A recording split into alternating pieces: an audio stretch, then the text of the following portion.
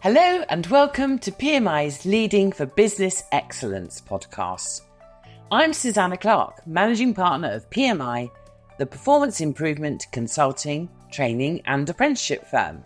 This podcast brings inspiring stories from across the globe and from a multitude of different sectors.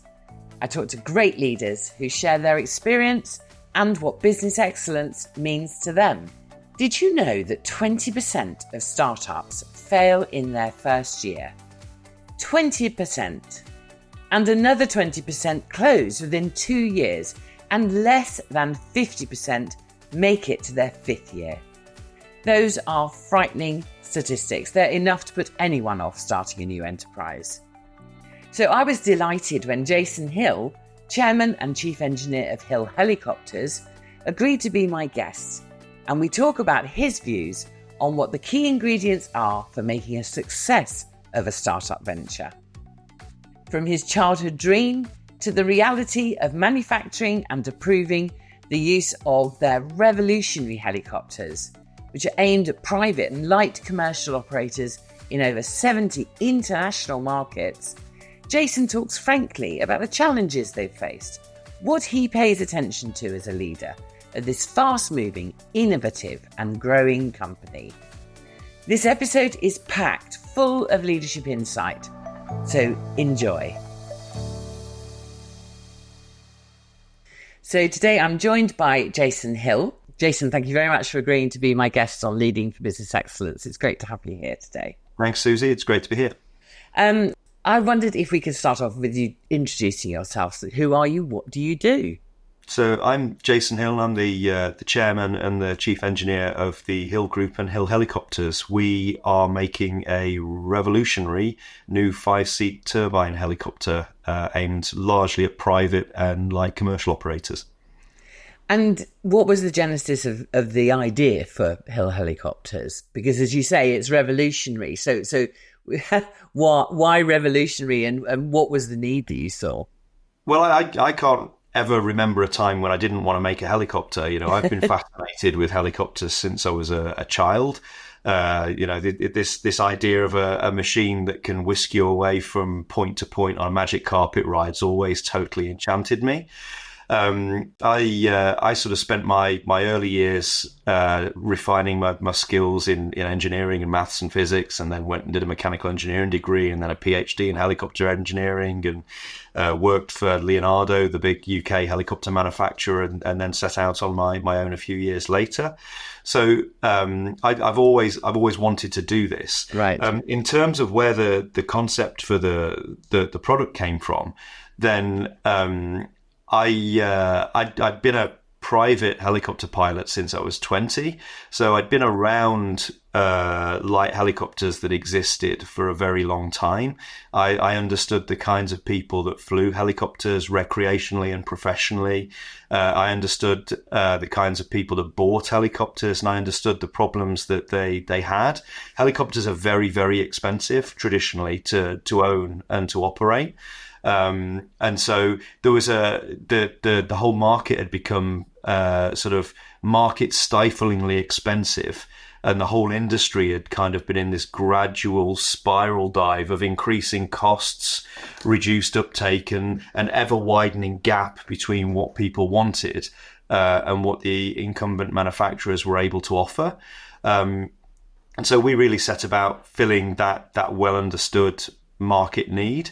And the only thing I'd add to that really is that as somebody that's always wanted to own a helicopter, to manufacture a helicopter, it's quite interesting that the helicopter that you set out to make reflects very much your view of the world at the time. Yeah. So when I was much younger, it was all about trying to make something that I could afford, a little 2-seat machine that was inexpensive to own and operate. As you grow up a little bit, you spend more time in the target market. What I found was it was actually more about making the machine that the market wanted, making the machine that people wanted. So something with more seats, more power, more refinement, more features, a flying supercar, if you like. And that knowledge has only really come from total immersion in all aspects of the market for nearly 3 decades now. Wow. So I think that's really interesting. The fact that, because obviously where some people go wrong is they think they personally have a great idea. You had a great idea for a two-seater, but actually they're not listening to the market and that paying attention. So tell me a bit more about how you did that. I mean, there obviously, you say you've been working in it for some time, but I mean, there must have been, you presumably before you set up Hill Helicopters, you had to really be certain that there was space for what you were going to be designing and producing. Well, yes, yeah, absolutely. I mean, I think the whole point is, if you can't set about product development as an engineer would, because you'll just solve some pointless technical problem. You've got to set about it from the point of view of a businessman. What can I sell? Or as an end user, what would I want to buy? Yeah. And like I said, I've been immersed in the recreational private flying helicopter market since I was 20. So I'd got sort of many years of experience of listening to people moan about what was wrong with the machines they owned, or the fact that they couldn't afford to buy a machine, or that the machines that they could buy didn't have the attributes that they wanted. So it was really a sort of distillation of all of those all of that customer feedback that really gave me the essence of what the machine needed to do. And then the real skill in all of that is understanding of the things that people haven't said about what the product needs to be, which bits are the bits you add to give it its magic sauce. So okay. I think the secret to real product creation is taking the understood need and then giving that some panache and some flamboyance and making it truly desirable. Yes. And that's what sets great products apart from things that just get the job done. So our process for that was really a very iterative process. It's a bit like the songwriting process, isn't it? Very few people will just sit down at the piano and write a killer rock song. Exactly. It's months and months and even years of germs of ideas and trying to stitch bits of ideas together and then refining it and then testing a little bit and finding what doesn't work and knocking the rough edges off. I think you often hear of people say, if I could just have that killer business idea. It doesn't work like that. That's not what happens. It starts from a really well understood business need, and then it goes through lots of iterations of trial and test and just refining that down to something that is the absolute best fit for a well understood market need. And that's really the process that we followed. And how long would you say that process took you to getting from you've got the theory, so now how do we turn that into something that's a viable option to buy and produce repeatedly? I think by the time we're on the market, that will have taken me 30 years. Okay, so don't rush out and expect to solve it tomorrow. It's an abnormally complicated project. I mean, we've been at this now for almost 30 years. I can remember sketching images of this helicopter when I was 16, and I'm 46 now. And obviously, when you're trying to incubate a business as a student, or as a PhD student, or as an employee of someone, or then when you're running your own little business, it takes a long time to accumulate enough hours spent on the job to have moved it along. And so that first part of the product development journey, when you're trying to do it organically without external funding, is very slow. So because you physically can't spend enough time on it, and you don't have the resources to be able to do it any faster. And when you're doing something as complicated as a brand new helicopter, a brand new jet engine, a whole suite of avionics, and the full support platform of services that need to go around that, it just takes a long time. So yeah, it will have taken about 30 years by the time the first one flies. Clearly, you're driven. To keep us something for 30 years. I don't know what I'd do without this, to be quite honest. So tell us something about how old is Hill Helicopters in its formal sense? So Hill Helicopters was incubated by my engineering company, Dynamic Engineering, and that started in 2005. Nice. So we incubated it for about 15 years in Dynamic, basically just putting as much of the company's resources into developing the designs, the core technologies, testing various elements of it, both from a market acceptance point of view and a technical point of view. And then when we got to 2019, we were awarded a £2 million Innovate UK grant. Wow. And that was a massive turning point for us, because that essentially allowed me to turn much more of the resources, much more of the staff onto developing the helicopter within the company. And from there, we managed to develop it sufficiently far enough that we were able to take it to market, and everything has really exploded from there. So it has genuinely been an organic growth process, but and I wouldn't change that for the world, because I'm a massive control freak. But the throttling effect that has on your ability to physically do the work, just in terms of time and money available, does massively expand the timescale that you'll need to get something off the ground. Yeah. So there is a place for investment. There is a place for angels and people like that can get you up the development curve faster. Yeah. But you've just got to be prepared for the other consequences that brings with it. And once you'd got that, am I right in saying it was quite? You say it was obviously it sped everything up, but I mean it was quite rapid. You were in 2020. That things up by 2 orders of magnitude at the very least. You know, all of a sudden we got 10 people working full time on developing the aircraft. From that point, we managed to develop it sufficiently far that we could start selling helicopters. And then the moment we started selling helicopters, we'd got money raining in, so we'd got all the resources we needed then to complete the program. We've developed 3 factories. We've got a full composites facility, a full mechanical component manufacturing facility, full electronics design, software design. We've developed even down to trim, you know, making leather seats and things like that. We do absolutely everything, and all of that has been developed organically. So yeah, that little, you look back at these sorts of things and there's clear turning points, and that little bit of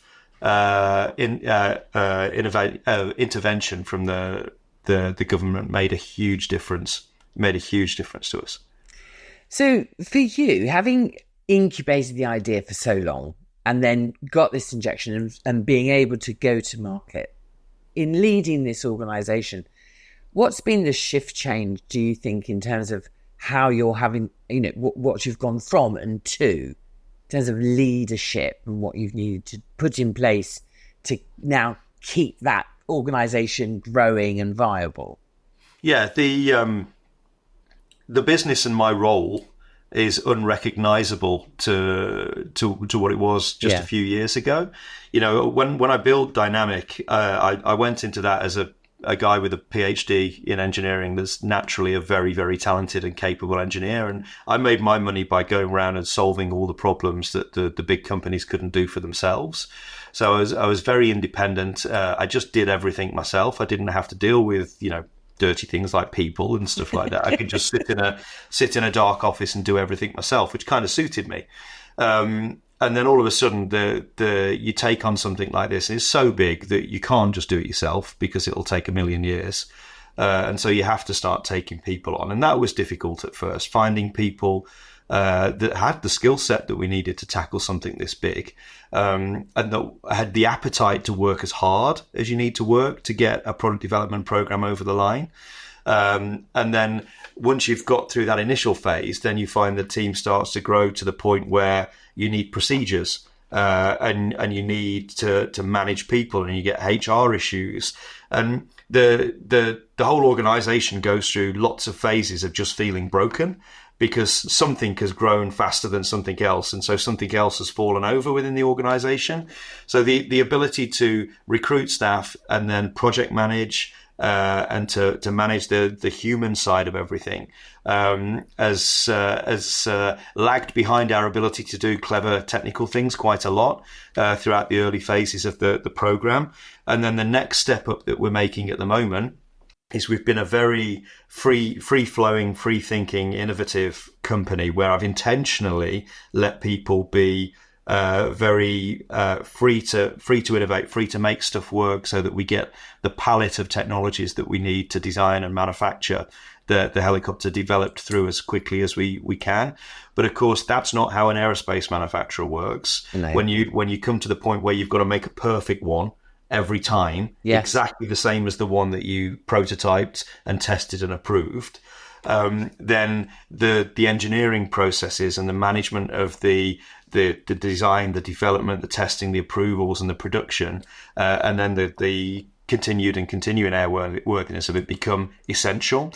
And we're going through that shift change at the moment, where we're almost done with how we manage ourselves and our people and our processes, and now we've got to step up and start operating company wide as an aerospace manufacturer. So it's a non-stop process of change, and I think the thing that people that are looking in at this from a big company perspective need to understand is, when you start from a completely blank sheet of paper, it sounds obvious, but you have nothing. You have nothing. No processes, no manuals to go to. Everything you want to do, you're going to have to invent how to do it from the first time, you know. You won't have an army of people around you to go and ask. You've got to do it yourself. And so the demands that puts on people are really quite enormous, and it doesn't suit everybody. So, I mean, we've been through phases where we've had big names from big companies come and join us and last a year or two before they go, because they just can't cope without that support infrastructure that you get around big companies. Yeah. So for people that are trying to get innovative new products off the ground, then you have to be very aware of what it takes to do that from nothing. Because it's not the same as doing it within a big company, and it's not the same as having the unlimited pockets of resources to be able to go and dip into in terms of money or time or people or knowledge or processes or infrastructure. You have to develop all of that or acquire all of that from nowhere, and that's why these things become such big, challenging programs. I think you talked about the sort of part of speed here too, is that you've been going at a fast pace, and you're changing a lot, huge amounts of change, and so many people just really struggle with that. What they want is the stability, the comfort, the not that they want things to always stay the same, but there's a pace of change that something people find really hard to keep up with, that because they feel very discomforted when they come into work every day, and every day there's something new they got to face into. How do you support that? Because obviously that's what you've been doing. Yeah, I think like a lot of things in life, it's a bit like the "Are we nearly there yet, Dad?" question, right? You just got to manage expectations.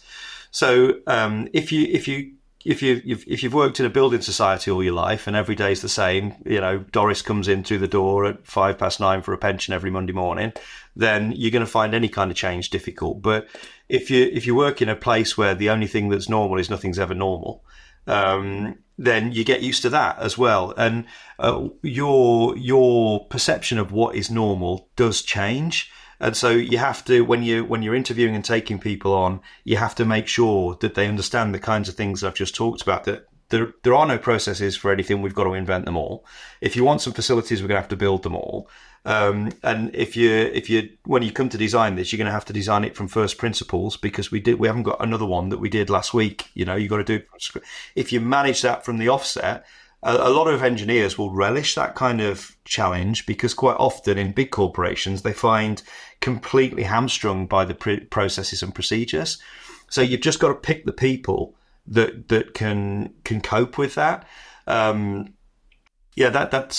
the main thing, really. It's about managing expectations. And I think the other point to make actually is that in a world where everything is changing all the time, right? Clear direction is everything. And it's the job of the leadership within the company to set and maintain that direction. And the way I explain it to younger engineers that we've got here, if you imagine yourself coming out of a football ground at the end of a busy game and trying to get to the train station, everybody's herding out the station. There's people all around you knocking you left, right and centre. You don't know exactly what where you're going to put every footstep along the path to get to that train station sign over there. You just keep heading towards the train station, and you have to behave a bit like that. You have to set a clear direction, even when it's clearly not possible to tell everybody everything they're going to need to do to get to where we're going. Yeah. You've just got to say, keep flying towards the horizon and run as fast as you can, and we'll be here to support you. And yeah, that's very much the approach that you have to take, because there is no further structure than that. You have to create it along the way. And how do you make sure that they are still heading to the station? That they, you obviously, as we've said, you're in a world of innovation, which is fabulous and exciting and challenging. But one of the challenges must be related to how do we keep everybody on track, going in the same direction, and catch people before they've gone off into something that is either unaffordable, unsustainable, etc. You need to be all over it. There's no easy answer to that, I'm afraid. I mean, and we've looked for processes. We've looked for a sort of experience of people that have done big things like this before. But when you look at that closely, what it always comes back to is a really, really, really, really capable, driven person behind it all. And if you look at all of the great product development stories in recent times, I mean, take Apple as an example, with Steve Jobs at the helm. It's that kind of person that needs to drive it, and that's the only answer to get these sorts of things done. The guy at the top needs to understand the whole thing inside out, backwards and forwards, standing on his head with his eyes closed, and so he just needs to understand what everybody needs to do to be able to hold them to account, keep them honest in what they're doing. And so I often wonder that the company that currently dominates the light helicopter market is a company called Robinson Helicopters, and their founder, all he ever wanted to do was make a helicopter for himself. But it took him until he was 45 to start the company. Sorry, I think he started it when he was 43. It took him till it was 43 to start the company. And I could never understand, for a guy that was qualified and capable, why it had taken him that long to do it. And I do now. And the reason is, it takes that long to learn all the things that you need to learn to be able to set that direction in the first place. Yeah. To be able to be the master of that plan, to be the person that can pull all the right ingredients together and then drive it. It takes that long to learn how to do it. In our industry, we're obviously doing something quite complicated. Yeah. But the simple answer to that is that you've just got to know it inside out, and you've got to be all over it. It's just a lot of hard work, both intellectually and sort of operationally. And if you sit down at night ever and think, and you could look forward maybe 5 years, maybe 10 years, you're going to be a very different organisation then. You might not be able to be all over it. There may be, presumably growth is on the plan for you. Yeah. And within that's going to mean, more people, more processes, more responsibilities. So how do you think you're going to manage that in the future when that time comes? So anybody that's been in business for any length of time will tell you that the very best things and the most difficult things that go on in a business occur because of the people in the business, right? And even within our operation at the moment, and I think across the board we're about 80 people at the moment across all the various tentacles of the organisation. The things that work the best are the things where we've got spectacularly good people at the helm, and the things that don't work at all are the things where we've got people that aren't up to the job or aren't correctly aligned with what we're trying to do as a company. And so I feel very positive about growth, but for me, the secret to delivering that growth is learning how to appoint and empower and then manage the right people to drive that growth, and to make sure that they remain aligned with our objectives for the long term. And that, again, that isn't something you're going to get right first time. That's something where you'll take a few cuts and a few iterations. And with everything I've got on my plate at the moment, the only thing that ever keeps me awake at night is things to do with my key people not being happy, or things that it's been brought to my attention that my key people are worried about something. Because you invest so much in these people and they end up carrying so much responsibility and so much of the business's capability with them that they're instrumental to what goes on. So delivering that kind of growth is really about getting really good at empowering and then working with amazing people. In our business, we also talk a lot about processes. You've got to have great people. They've got to be knowing what they're doing because they're empowered by the processes. And you talked earlier about coming from, a standing start where that didn't exist. So interested to, understand a bit more about how you've gone around designing processes that are going to help you deliver what you need to do, repeatable. You're going to get a high quality product every time out the door, but also ensuring that those processes are agile to work with you as you develop as a business. Well, as you can imagine, processes is a very big subject in our business because we manufacture from raw materials every component in the helicopter. So if I use that as an analogy to start with, then we've done all of that the hard way. So you start with a design, and then you try and make it the way you thought you wanted to make it, and then you realize all the things that don't work, and then you iterate until you've got a very polished combination of a design that suits a process that you can execute. And that's served us very well. And that's one of the really empowering things about being a proper manufacturer, in that we're not the communication between the guys that make it and the guys that do it is very tight.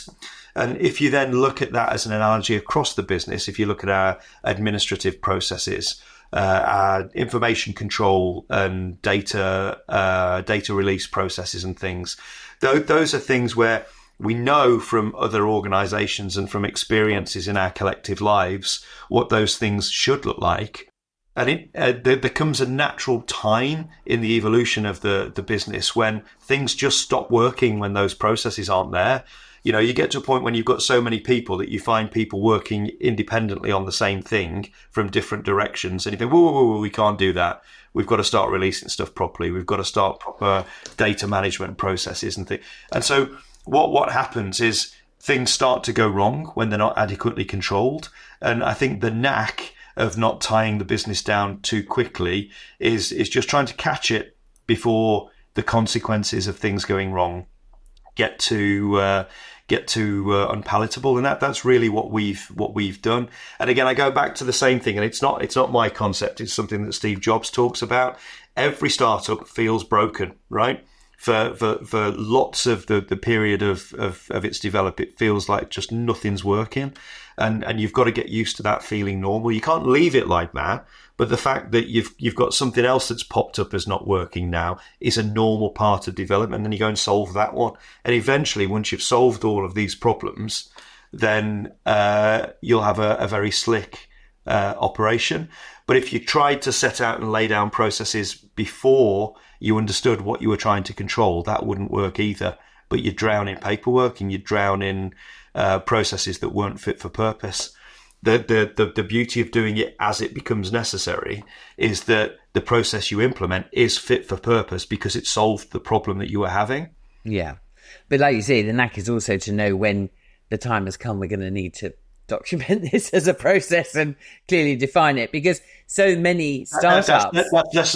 That's less of a skill, more of a fire alarm, to be quite honest, from experience. But a lot of startups don't make it. I mean, shocking percentages of businesses that go out of business within the first, year, 3 years, 5 years, that start off with great intentions and investment and, good ideas. And then they don't mature into themselves. They remain broken. I get that, but I think there's lots of reasons for that. We talked earlier about, looking for a good idea or having a good idea. That is not a start point for a business. you don't look for an idea. You meet a requirement, you meet an unfilled need with a clearly observable market requirement. Yes. And if you don't understand that, you don't have a market in the first place. It doesn't matter how good your processes are or how good your funding is or how good the product is. If there's no market need for it, nobody's going to buy it. And so you've got to get that right. You've then physically got to have the capability to deliver what you've set out to deliver. So you've got to have the people and the equipment or the means to deliver that product. And then you've got to navigate all of the normal challenges of business, keeping your people happy and productive, managing your finances. But all of those things are really secondary. If you've got enough sales pouring in at the top of your organization, you'd be hard pushed to fail. I can't think of a single example of a business that failed that was drowning in money. So what's next for you? What's the next? I mean, we talked before around you're off to trade shows now. So that's a very different world, isn't it, from the innovation market that you've been in, the innovation phase that you've been in. So tell me a bit about that. So the main focus of the company at the moment on the technical front, we have to fly this year. So we're busy completing the last of the key elements of development to get the aircraft into the air. In terms of our physical growth, then we're consolidating 3 of our factories into our first full-scale production center. So we're aiming to move into that in Q2 this year. And then in terms of the commercial side of the business, we need to dramatically increase our headcount to get the engineering program over line and then to really start investing heavily in the approvals. We've sold helicopters in 70 countries now. Wow. So we have to get the machine approved in 70 countries. So we've got that. And then, of course, now that we've got physical assets, we unveiled the first 2 prototype aircraft in December. Then those machines are off out earning a living at the moment. So they're out doing Heli Expo in February, and then they're at Sun and Fun in Florida in April, and then off to Oshkosh in July, and then probably some other trade shows on the way back as well. So we're now having to play the circus merry-go-round, sending staff all around the world to go and be present at these major industry events. So the whole thing is just growing arms and legs in every direction, and we're just running as fast as we can to keep up with it all.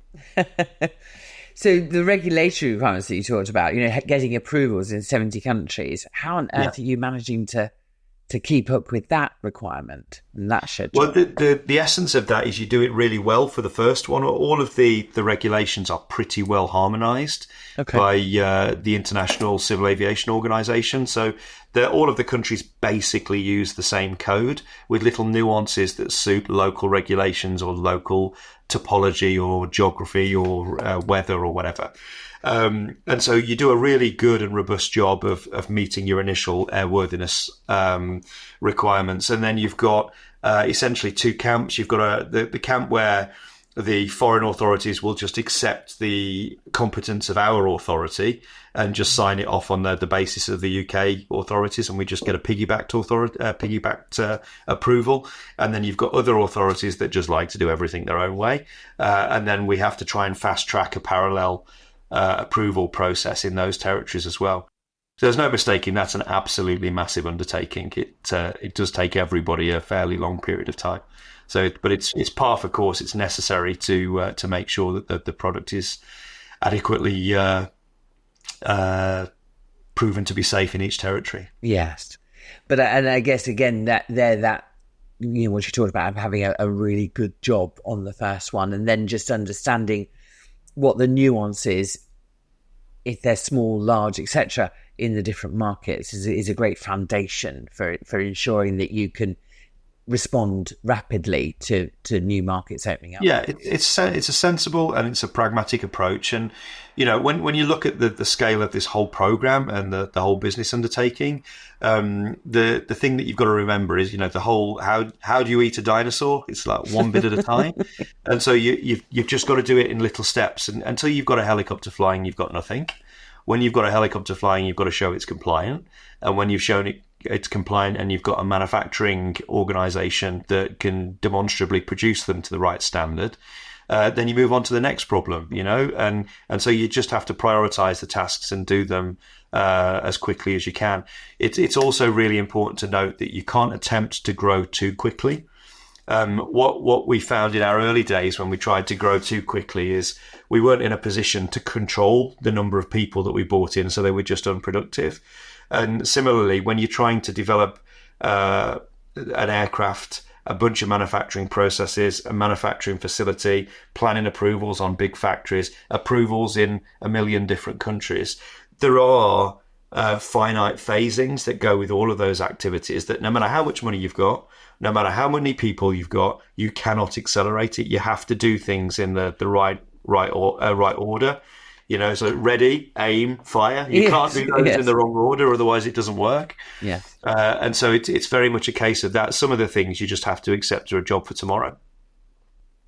And obviously, you've gone through the inevitable challenges that many manufacturers had with COVID and supply chain problems.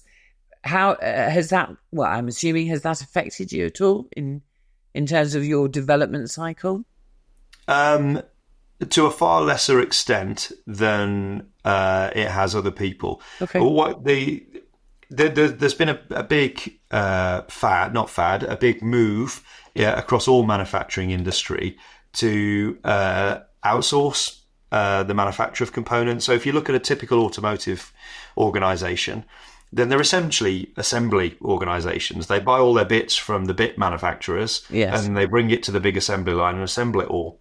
And when you're Mr. Ford and or Mr. Toyota and you make 13 million cars a year, you're quite a big deal to every supplier that you go to, and you can kind of bully them into whatever conditions you want from them. You can ask for open book costings and single digit percentage profit margins. When you're a manufacturer in a much nichier market with much smaller volumes, you are never important to anybody. And so you don't have the same buying power. It doesn't matter how much you invest in the relationships, you are never going to be important. And the moment you do that, you then lose control of your ability to be able to control your scheduling, your production costs, or anything else. All your subcontractors control all of that.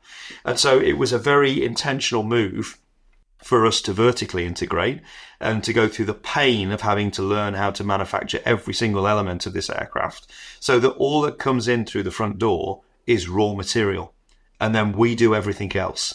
So as long as I can get my raw materials and I can get my manufacturing processes automated to the extent that it minimizes the number of people that we need and it minimizes the skills that those people need, I'm in as robust a position as is humanly possible to be able to make high-tech products in the UK. And so the effect of COVID on us has really only been that the cost of raw materials went up a little bit. But if you look at the cost of raw materials compared to the sale price of the aircraft, it's such a tiny proportion that you really don't feel it. Whereas if all of a sudden I couldn't get my left-handed widget and that stopped the production line, you've turned my revenue off. Yeah. And so the whole approach of, if you're going to be a manufacturer, you need to manufacture, right? You can't just be an assembly shop.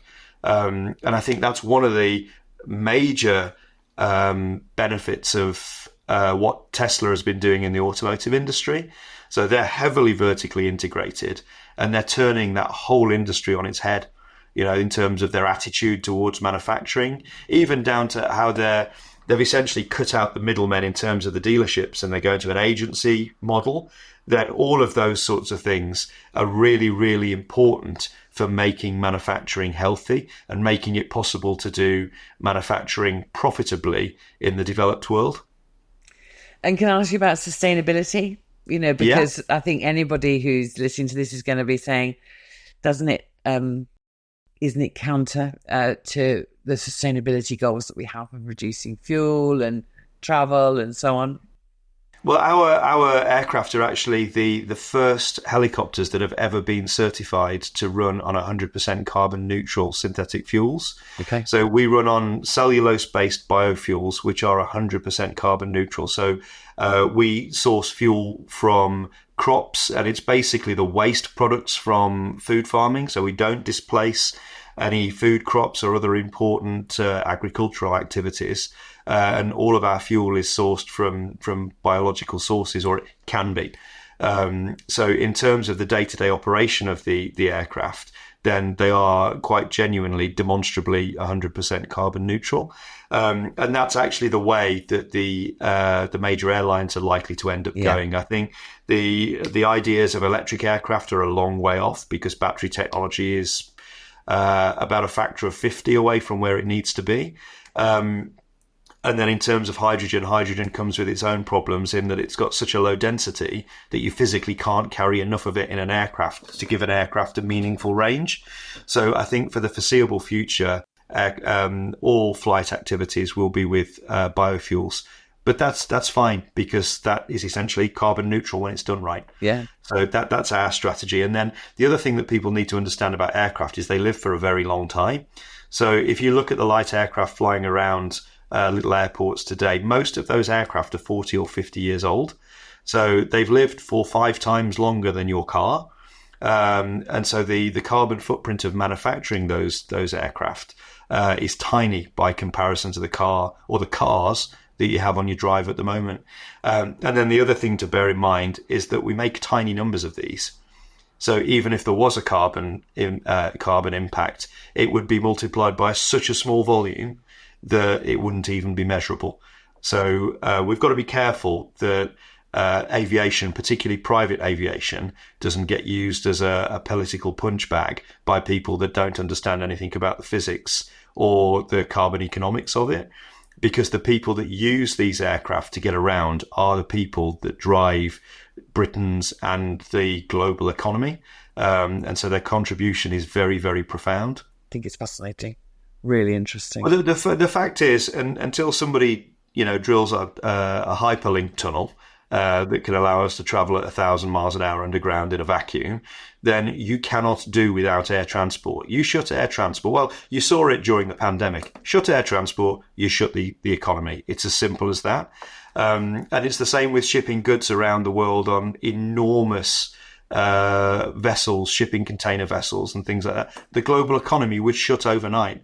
So it isn't about trying to play politics with things that the economy cannot survive without.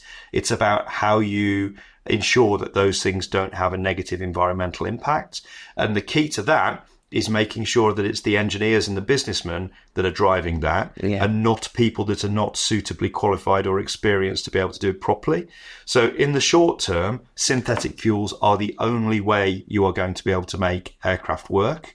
And the technology exists to do that today. So the main barrier there is getting the price point of the fuel right, so it doesn't screw up the economics of air travel, both commercial and cargo.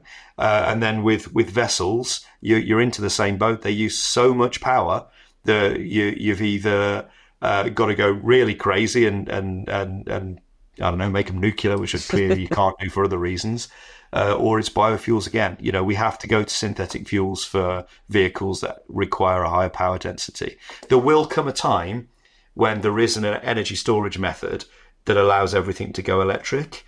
And I think the world will pivot overnight. If I could make an electric helicopter today, I would do it, because it makes everything about the helicopter better. Forget the environmental benefits. It makes the helicopter better. It makes it lighter, simpler, more reliable, cheaper to make. I would do it in a heartbeat. But you can't sell a helicopter that doesn't work. You can't sell a helicopter that can only fly for 15 minutes, and so it doesn't work at the moment. We've got to take a stepping stone approach. Yeah. But the stepping stone approach isn't a bad approach. So, Jason, if you meet someone when you're out and about and somebody came to you and said, I got some theories on developing a new business, I would like some advice. What would, from everything that you've done, what would your key advice be to someone starting out in a new field? Very, very simple. This needs to be a calling. You cannot be in this because you want to work less hard or because you just want to earn money. This has got to be a calling. You know, if you're going to do something that's going to have a profound impact on your life and other people's lives, then you've got to do it because you love it. Do it because you can't imagine a world when you didn't do it. And if you do that, no matter what hardships you come across along the way, no matter how difficult it gets, no matter what barriers and obstacles, you will find a way. Because in your own mind, there is no version of reality when this job doesn't get done.